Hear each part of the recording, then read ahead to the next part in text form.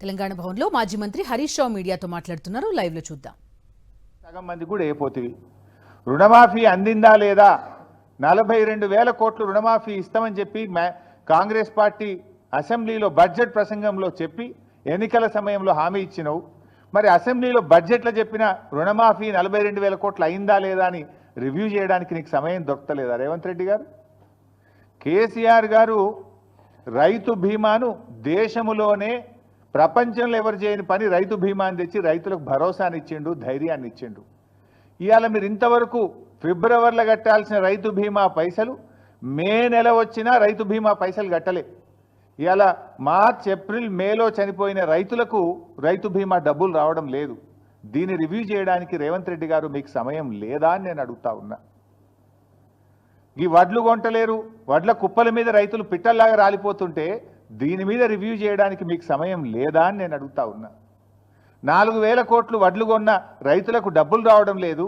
గొప్పగా చెప్పిన 512 కోట్ల బోనస్ రావడం లేదు. ఇవి ఎందుకు పడతలేవు రైతులకు?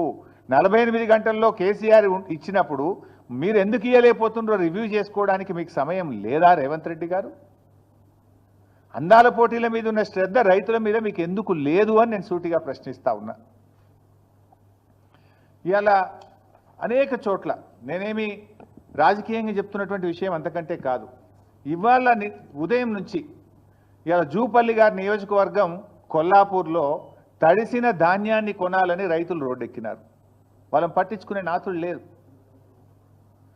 తరుగు పేరిట కిలోల కొద్ది 4 కిలోలు 5 కిలోలు తీస్తుండ్రని చెప్పి ఇవాళ కొల్లాపూర్లో వాళ్ళు ధర్నా చేసిండ్రు.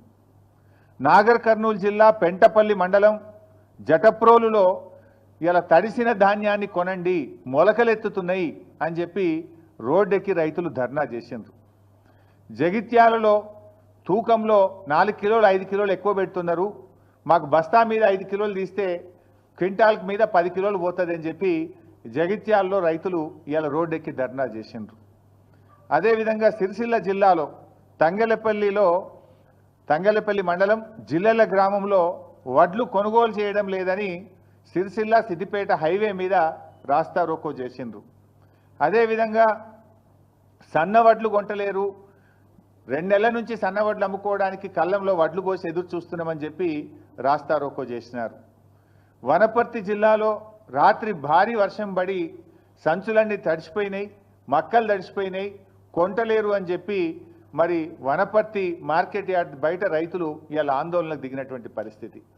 మా ఈశ్వరన్న గారు నియోజకవర్గం ధర్మపురిలో రాయపట్నంలో కూడా అక్కడ వడ్లు కొనడం లేదని చెప్పి ధర్నా చేసి కంప్లైంట్ ఇస్తే అక్కడ సీఈఓ ప్రభాకర్కు నోటీసులు జారీ అయినటువంటి పరిస్థితి.